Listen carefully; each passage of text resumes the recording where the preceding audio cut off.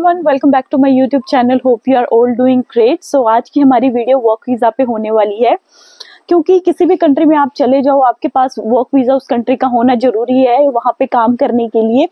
जैसे कि work visa दो टाइप का होता है, एक तो ओपन वर्क वीज़ा और एक्रेडिटेड एम्प्लॉयर वर्क वीज़ा। तो अगर हम बात करें दोनों में क्या मतलब डिफरेंस है, तो ओपन वर्क वीज़ा में क्या होता है कि आप उस कंट्री में किसी भी एम्प्लॉयर के साथ किसी भी रेट पे उस कंट्री की किसी भी लोकेशन पे काम कर सकते हो। ओपन वीजा का ये मतलब होता है। और अगर हम एक्रेडिटेड एम्प्लॉयर वर्क वीजा की बात करें तो उसके अंदर होता है कि वो उस एम्प्लॉयर ने ही आपको वीजा स्पॉन्सर किया है। जितने भी रेट पे वो काम दे रहा है, जिस लोकेशन पे काम दे रहा है, कोई भी काम दे रहा है, कितने घंटे काम दे रहा है, वो टोटली उस पर डिपेंड करता है। आप उसी के अंडर ही काम कर सकते हो और किसी भी एम्प्लॉयर के साथ न्यूजीलैंड में काम नहीं कर सकते हो। तो दोनों में डिफरेंस यही है कि एक्रेडिटेड एम्प्लॉयर इंडिया से डायरेक्ट आपको कोई एम्प्लॉयर वीजा स्पॉन्सर करेगा, तब आप उस कंट्री में आ रहे हो। और ओपन वर्क वीजा में है कि आप उस कंट्री में अपना कोई डिग्री कंप्लीट कर रहे हो, डिप्लोमा कर रहे हो, बैचलर्स कर रहे हो, मास्टर्स कर रहे हो, उसके बाद आपको पोस्ट स्टडी वर्क वीजा मिलता है जो कि ओपन होता है। उसमें आप न्यूजीलैंड में कहीं भी काम कर सकते हो। और जैसे कि अगर आपने डिप्लोमा किया है तो उसके बाद न्यूजीलैंड ओपन वर्क वीजा नहीं देता है, बट अगर आपने मास्टर्स की है, बैचलर्स की, तो उसके बाद आपको 3 साल का ओपन स्टडी वर्क वीजा मिलता है, जो कि पोस्ट स्टडी वर्क वीजा हम बोलते हैं। उसके अंदर आप कहीं पे भी काम कर सकते हो, किसी भी पीरियड पे। कोई आपके मतलब बाउंडेशंस नहीं होती कि कितने घंटे आपको काम करना है, कितने आवरली रेट पे काम करना है। जितना मर्जी आपका दिल करे उतना काम कर सकते हो। बट अगर आपको पीआर चाहिए तो जिस फील्ड से रिलेटेड आपने अपनी मास्टर्स या बैचलर्स की है उसके अंदर आपको 1 साल जॉब करनी होती है, और वो भी मीडियम रेंज जो कि है 32 अप्रैल से स्टार्ट हो जाएगी। उतने पे आपको 1 साल जॉब करनी है। उसके बाद अब अपना पीआर के लिए अप्लाई कर सकते हो, जो कि यहाँ पे रेजिडेंसी बोलते हैं। उसके लिए एलिजिबिलिटी क्राइटेरिया है और कैसे आप अप्लाई कर सकते हो, कितनी पे रेट चाहिए, उसके लिए क्या क्या डॉक्यूमेंट्स चाहिए, कैसे अप्लाई कर सकते हो, आपको उसके लिए कोई लॉयर हायर करना चाहिए कि नहीं, उसकी फीस क्या है, वो सब मैं इस वीडियो में बताऊंगी। सो वीडियो को एंड तक जरूर देखना। और प्लीज अगर और भी आपके क्वेश्चंस होते हैं तो वीडियो को पूरा देखो। आपके क्वेश्चंस होते हैं वो मुझे कमेंट्स बॉक्स में कमेंट करो, मैं उनके रिप्लाई करूंगी। अगर उससे रिलेटेड भी आपको और कोई क्वेश्चंस होते हैं जो कि आपको पूरी डिटेल्स वीडियो चाहिए तो वो भी मैं वीडियो बना दूंगी, आप मुझे कमेंट्स कर सकते हो। और प्लीज ज्यादा से ज्यादा अपने फ्रेंड्स को शेयर करो, क्योंकि काफी सारे ऐसे लोग हैं जिनको बेसिक्स डिटेल्स की जरूरत होती है, जिनको चाहिए होती है कि कैसे हम अप्लाई करें, क्या चीजें हमें शो करनी होती है। जो कि क्योंकि आप लॉयर के पास जाओगे तो वो $500 आपकी फीस लेगा, बट अगर आपको पहले से ही सब चीजें पता होंगी तो आप खुद से अप्लाई कर सकते हो और वो अमाउंट आप सेव कर सकते हो। Okay, so work visa apply करने के लिए पहली चीज है आपके पास मेडिकल होना चाहिए। दूसरी चीज है कि आपके पास कितना आपको बैंक अकाउंट में फंड शो करना होता है, और कितनी आपकी वीजा की फीस लगेगी, और कॉलेज से आपको क्या क्या चाहिए होती है। सो हम थोड़ा थोड़ा करके जैसे मैं बताऊंगी। पहले अगर हम बात करें कि आपको पोस्ट स्टडी वर्क वीजा के लिए पहले चाहिए होती है आपके कॉलेज से ट्रांसक्रिप्ट हो या फिर आपके कॉलेज से कोई लेटर हो, वो आपके पास होना चाहिए। क्योंकि जब आप अपनी डिग्री कंप्लीट करते हो और आप कॉलेज आपको एक लेटर प्रोवाइड करता है कि इस बंदे की ये डिग्री कंप्लीट हो गई है, ये अब पोस्ट स्टडी वर्क वीजा के लिए एलिजिबल है, और गवर्नमेंट, यहाँ की गवर्नमेंट आपको वर्क वीजा देगी। और दूसरा होता है ट्रांसक्रिप्ट। ट्रांसक्रिप्ट में आपके वो लिखे होते हैं आपने ये डिग्री कंप्लीट की है और इस टाइम से इस टाइम का आपका पीरियड था और आपका क्या ग्रेड रहा है, वो सब चीजें प्रॉपर, उसके आपके क्या ग्रेड्स हैं, फर्स्ट डिवीजन में आपने पास किया, सेकंड डिवीजन में पास किए, वो सब उसके अंदर लिखना होता है। तो ये दोनों लेटर आपको चाहिए होते हैं वर्क वीजा अप्लाई करने के लिए।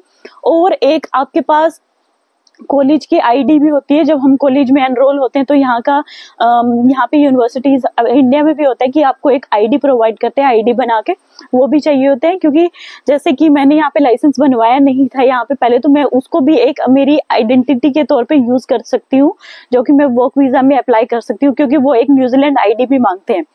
तो ये तो हमारे कॉलेज से जो जो डॉक्यूमेंट चाहिए होते हैं वो होते हैं। आपकी ट्रांसक्रिप्ट होनी चाहिए, आपसे कॉलेज के तरफ से आपको एक लेटर प्रोवाइड होता है वर्क वीजा अप्लाई करने के लिए, वो होना चाहिए। थर्ड, आपके पास आपका कॉलेज का आई कार्ड होना चाहिए। और सेकंड अगर हम बात करें फिर आपके मेडिकल की, मेडिकल में क्या होता है कि जैसे हम इंडिया से हम आते हैं, जो भी स्टूडेंट वीजा पे आते हैं वो मोस्टली क्या होते हैं कि सिर्फ चेस्ट एक्सरे करवा के आते हैं, फुल बॉडी चेकअप नहीं करवाते हैं। तो हम यहाँ पे हम वो फुल बॉडी चेकअप, क्योंकि वीजा अप्लाई करने के टाइम उनको होता है कि सिर्फ हमें चेस्ट एक्सरे नहीं, हमें फुल बॉडी चेकअप चाहिए होते हैं। चेस्ट भी चाहिए बट हमें फुल बॉडी भी चाहिए, तो बट हम इंडिया से नहीं करवा के आते हैं, तो हमें यहाँ करवाना पड़ता है। बट ऐसे होता है कि काफी सारे जीपीज के पास हमें पहले एनरोल होना पड़ता है। यहाँ पे वो आपको टाइम देते हैं कि इस दिन की हमने बुकिंग की आपकी, आओ और आप अपना मेडिकल चेकअप करवा लो, और वो डायरेक्ट इमिग्रेशन को चला जाएगा। बट काफी सारे, मैंने जब मेरा वीजा अप्लाई कर रही थी, मैं ढूंढ रही थी, तो मुझे वॉक-इन्स भी यहाँ पे काफी सारे मिले, जिनका लिंक मैं डिस्क्रिप्शन बॉक्स में दे दूंगी। उसमें क्या है कि वो वॉक-इन्स होते हैं, सुबह 8 से 5 बजे तक खुले होते हैं। आप डायरेक्ट उनके पास जाओ, फीस जमा करवाओ, आपका वो पूरा मेडिकल चेक कर देते हैं। उसके अंदर आपका यूरिन टेस्ट होता है, ब्लड टेस्ट होता है, आपकी कोई पहले सर्जरी रही है कि नहीं, आपको कोई मतलब इंटरनल कोई बीमारी है, या मतलब कोई भी XYZ कोई भी चीज आपके है, आपके कोई सर्जरी हुई है कि नहीं, वो सब चीजें चेक करते हैं आपकी, कि आप झूठ तो नहीं बोल रहे हो, कि आपके वो मतलब हर चीज चेक करते हैं कि आप उनसे झूठ नहीं बोल सकते। वो हर चीज आपके मेडिकल डायरेक्ट इमिग्रेशन को जाती है। और ये है क्योंकि जब आप जीपी को एनरोल होते हो तो काफी लंबी डेट्स होती है, जो कि मुझे ठीक नहीं लगी कि आपको मेडिकल अभी चाहिए 1 हफ्ते के अंदर, बट वो आपको 15-20 दिन से ज्यादा की डेट दे रहे हैं। तो काफी सारे मतलब वॉक-इन्स भी है, जिनका मैं नाम डिस्क्रिप्शन बॉक्स में दे दूंगी, आप जाके उनको डायरेक्ट वॉक-इन्स में ले सकते हो।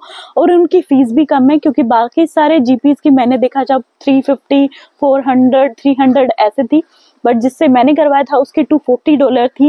इमिग्रेशन की डायरेक्ट होता है कि हमें मेडिकल का इमिग्रेशन मेडिकल करवाना है, डायरेक्ट आपको बोलो वो 240 आपको दो, और आपके सारे मेडिकल होके डायरेक्ट इमिग्रेशन को चला जाएगा। एक नंबर देते हैं, वो नंबर हमें अपने वीजा में लगवाना पड़ता है।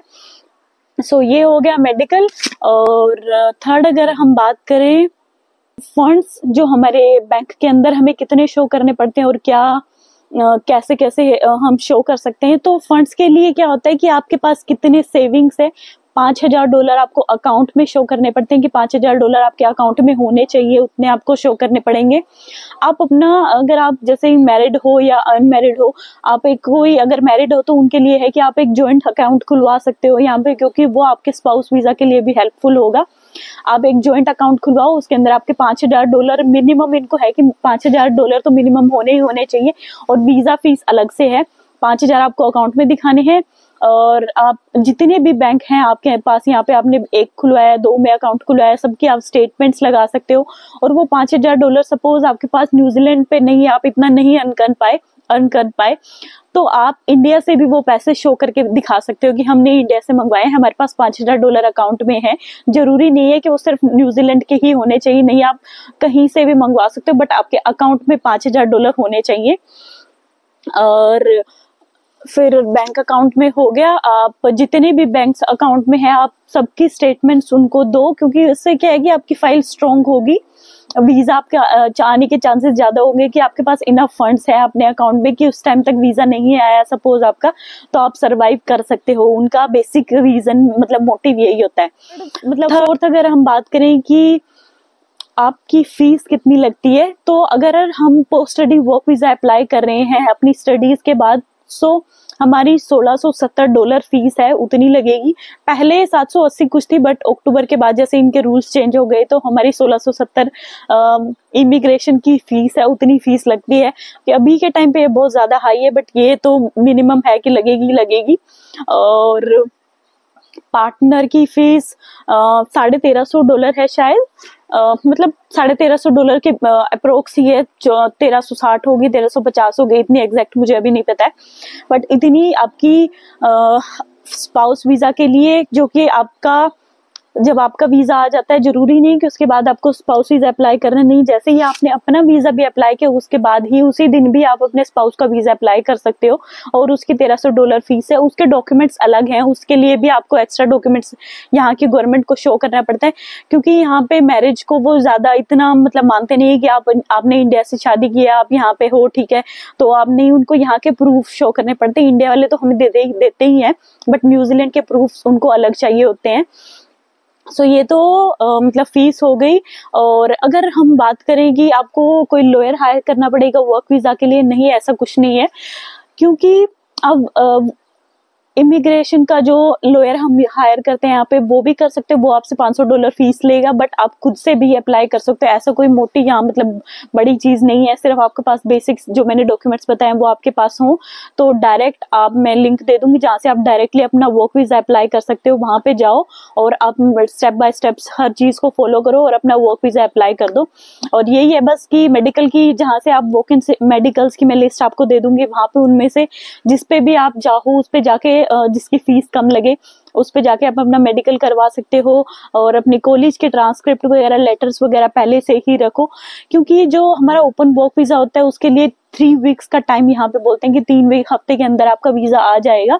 बट थोड़ा सा ये है कि आपका वीजा एक्सपायर होने वाला उससे थोड़ा सा पहले ही अप्लाई कर दो, ताकि आप किसी भी कहीं पे भी काम कर सकते हो, वो आपको टर्मिनेट ना करें। क्योंकि टर्मिनेट करने के बाद उनका रीहायर का प्रोसेस थोड़ा लंबा हो जाता है, मे बी उसके अंदर 3 वीक ले ले, वो 5 वीक ले ले, तो उस टाइम के अंदर आपको घर बैठना पड़े। इससे अच्छा है कि आप अपना टाइम रहते अपना वीजा अप्लाई कर दो। और स्पाउस वीजा के लिए अलग से एक वीडियो बनेगी, क्योंकि वो बहुत लंबी है, उसके अंदर आपको काफी सारे और ज्यादा डॉक्यूमेंट्स चाहिए होते हैं। अगर वो भी किसी को चाहिए तो मैं उस पर भी अलग से वीडियो बना दूंगी, मुझे कमेंट्स कर सकते हो। और फिर अगर आपका ओपन वर्क वीजा आ जाता है तो आप जॉब्स कैसे अप्लाई कर सकते हो। जॉब वही जैसे सीक हो गया, ट्रेड मी हो गया, इंडिड हो गया, जॉब पोर्टल हो गए, ये ही मतलब जोरा, ये काफी सारे पोर्टल्स हैं जिनके लिंक मैं डिस्क्रिप्शन बॉक्स में दे दूंगी। आप डायरेक्ट उन पे जाके अपना वर्क वीजा अप्लाई करने के बाद आप openly all over the New Zealand अपन जो अप्लाई कर सकते हो, कोई प्रॉब्लम नहीं आती। बट अगर आपको पीआर रेजिडेंसी चाहिए तो आपको फील्ड में ही जॉब ढूंढनी पड़ेगी, उसके लिए मे भी टाइम लग सकता है, बट मिल जाएगी। मैं भी यही उम्मीद कर रही हूँ कि जैसे मैं वर्क वीजा आएगा सो मैं अप्लाई कर दूंगी, स्टार्ट करना, और देखो फिर कब जॉब लगती है। क्योंकि यहाँ का मार्केट का थोड़ा सिचुएशन अभी ठीक नहीं है, क्योंकि अभी यह है कि थोड़ा सा इस टाइम पे थोड़ा सा काम ठीक हो जाता है, बट जैसे ही जैसे मार्च अप्रैल आना स्टार्ट हो जाता है उनकी दोबारा से काम इनका स्टार्ट हो जाता है बढ़ना। और उसके बाद है कि चांसेस थोड़ा सा जॉब्स यहाँ मिले। जून जुलाई पीक टाइम होता है, उसमें काफी सारी कंपनीज होती है कि हायर करती होती हैं। अपना सी कैंडिडेट से अप्लाई करते रहो और जॉब मिल जाएगी। बट मीडियन पे अगर आपको पीआर चाहिए तो आपको मीडियन पे जॉब्स ढूंढनी पड़ेगी, जो कि 32 पे रेट है, क्योंकि मिनिमम यहाँ पे 23 है। अभी थोड़े टाइम शायद 1 मार्च से पता नहीं 1 अप्रैल से कुछ 20-30 सेंट बढ़ने वाला है, 24 के अराउंड हो जाएगा। और यही है कि अपनी, क्योंकि वर्क वीजा अप्लाई करने के लिए आपको पहले से थोड़ा थोड़ा आप डॉक्यूमेंट्स अपने अप्लाई करना स्टार्ट मतलब इकट्ठा करना स्टार्ट कर दो, ताकि आप जैसे ही आपका टाइम नजदीक आए आप अपना वर्क वीजा अप्लाई कर दो। हार्डली 1 से 2 घंटे का काम है ही, ज्यादा कोई मोटा इसमें कुछ नहीं है। आपको जरूरी भी नहीं है कि आपको कोई लॉयर हायर करना है, वही आपका अच्छे से वीजा अप्लाई करेगा। आप खुद से अप्लाई कर रहे हो, कोई गलती ना हो जाए, ऐसा कुछ भी नहीं है। सब बेसिक्स डिटेल्स इनको चाहिए होते हैं इमिग्रेशन को। और अगर उनको लगता है कि आपने कुछ डॉक्यूमेंट्स मिस कर दिया है, उनको और चाहिए, तो वो आपको ईमेल कर देंगी कि हमें ये चीज और चाहिए तुम्हारी, आप हमें ये दोबारा से प्रोवाइड करो। और हाँ, पीसीसी भी चाहिए होता है यहाँ की गवर्नमेंट, न्यूजीलैंड के इमिग्रेशन को आप वीजा अप्लाई करते हो। और जो भी आप मेडिकल हो गया, आपका पीसीसी हो गया, न्यूजीलैंड में ऐसा नहीं है कि आप 6 महीने पहले आए थे, 1 साल पहले आए थे, आपको दोबारा करवाना पड़ेगा, नहीं। एटलीस्ट 2 साल चलता है यहाँ पे। पार्टनर का हो गया या स्टूडेंट का हो गया, कोई भी वीजा हुआ, आपको मेडिकल पीसीसी 2 साल चलेगा, तो आपको दोबारा करवाने की जरूरत नहीं है। अगर आप न्यूजीलैंड में इंडिया से आते टाइम फुल मतलब इमिग्रेशन फुल मेडिकल करवा के आए थे तो, और पीसीसी भी 2 साल चलता है। जरूरी है कि हाँ आने के बाद आपको दोबारा करवाना पड़ेगा, नहीं, 2 साल चलेंगी दोनों चीजें। तो अगर आप स्टूडेंट वीजा पे भी आ रहे हो, फुल करवा के आए हो, तो यहाँ आने की आपको मतलब करवाने की जरूरत नहीं है। क्योंकि जब आप मेडिकल करवाते हो तो आपको एक कोड मिलता है, जो कि शायद राइट हैंड साइड के टॉप पे आपको एक इतना डिजिट का नंबर एनजेड से स्टार्ट होता है, वो ही इमिग्रेशन को नंबर चाहिए होता है। और बस यही सब चीजें हैं। और अगर आपको और कोई चीजें पूछनी है तो आप मुझे कमेंट्स बॉक्स में कमेंट कर सकते हो, मैं आपका रिप्लाई कर दूंगी। और आज की वीडियो के लिए बस इतना ही, और थैंक्स फॉर वॉचिंग। प्लीज अपने फ्रेंड्स को सबको शेयर करो जिन जिन को बेसिक्स डिटेल्स चाहिए होते हैं किसी भी वीजा अप्लाई करने के लिए, क्योंकि ओपन वर्क वीजा में यही सब चीजें हैं। आप इंडिया से अप्लाई कर रहे हो या न्यूजीलैंड से अप्लाई कर रहे हो, यही बेसिक डिटेल्स उनको चाहिए होती हैं, और जिससे कि आप डायरेक्टली अप्लाई कर सकते हो। आज की वीडियो के लिए बस इतना ही। So thanks for watching.